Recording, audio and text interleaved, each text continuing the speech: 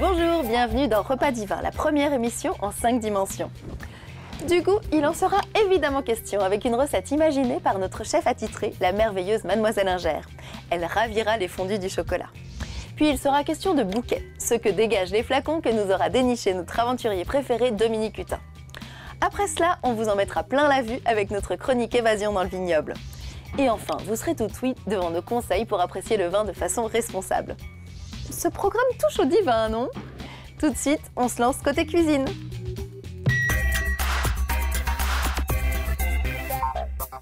Bonjour Mademoiselle Inger. Bonjour Faustine. Alors aujourd'hui, c'est jour divin pour ceux que le chocolat met dans tous ses états. Quelle est donc votre arme fatale, ma chère? L'alliance chocolat blanc et chocolat noir relevé avec le piquant du gingembre. Oh, j'oubliais la liste des ingrédients.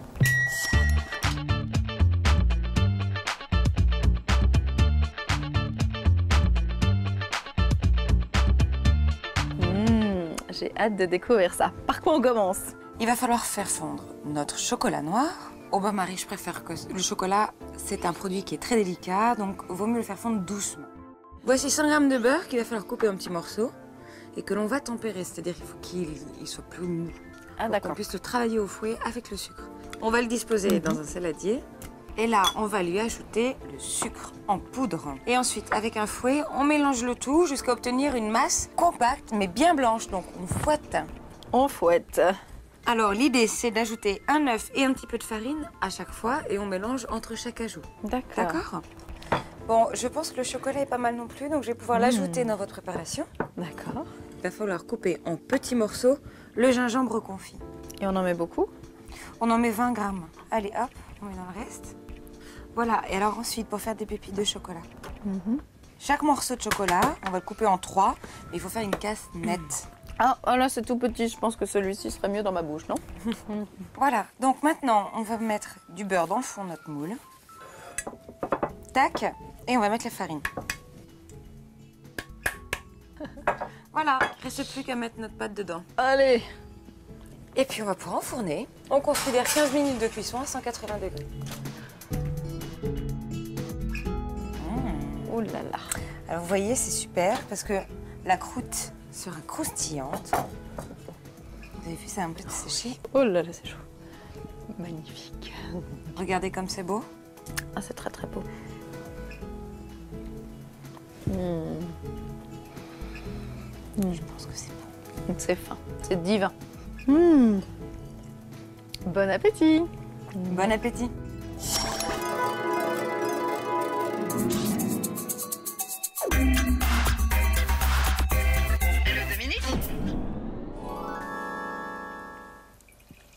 Merci. Ah, pardon. Du boulot.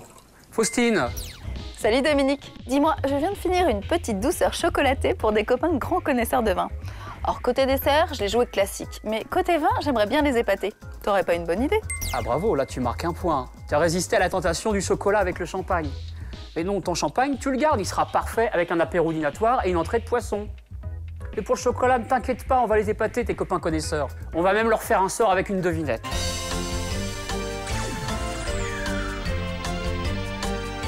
Qu'est-ce qui est blanc, qui peut vieillir plusieurs années et qui contient du jus de raisin frais?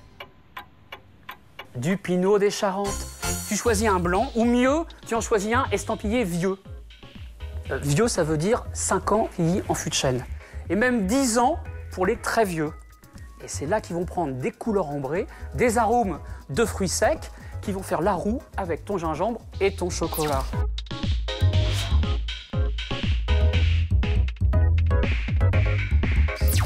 Et tes copains, est-ce qu'ils connaissent vraiment le Banyuls?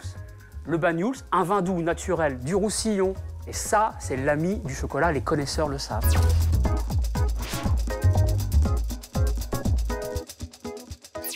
Et donc, l'ami du chocolat, à propos, tu m'en gardes, hein? Ok. Pardon. Et ça, vous l'avez vendangé quand? Écoutez, vers le 15 septembre. Très joli. Belle maturité.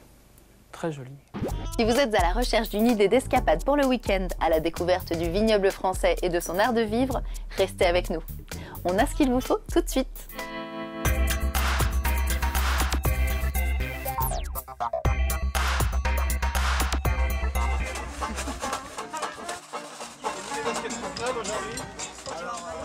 Basket aux pieds, sac sur le dos, c'est parti pour une balade de 3 heures dans l'une des 46 appellations du Val-de-Loire. Par petits groupes d'une 50aine de personnes, ces randonneurs partent à la découverte de ces paysages viticoles en compagnie des hommes et des femmes qui les façonnent, les vignerons. Ce rendez-vous rituel a lieu chaque année le premier week-end de septembre. La plupart de ces paysages sont inscrits au patrimoine mondial de l'UNESCO. Régulièrement, les marcheurs s'arrêtent pour entendre leur guide leur expliquer la culture de la vigne, ou même déguster un vin et des produits du terroir, ou encore découvrir une cave troglodyte.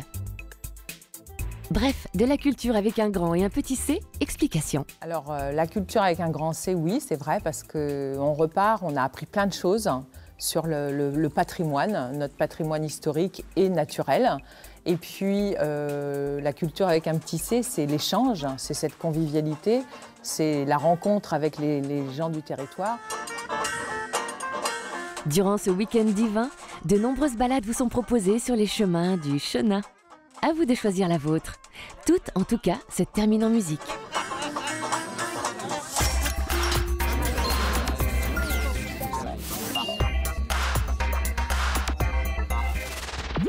Envie de dépaysement?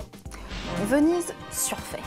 Londres, trop pluvieux. Prenez plutôt un ticket pour le lointain, sans quitter l'Hexagone, en allant rendre visite à un vigneron.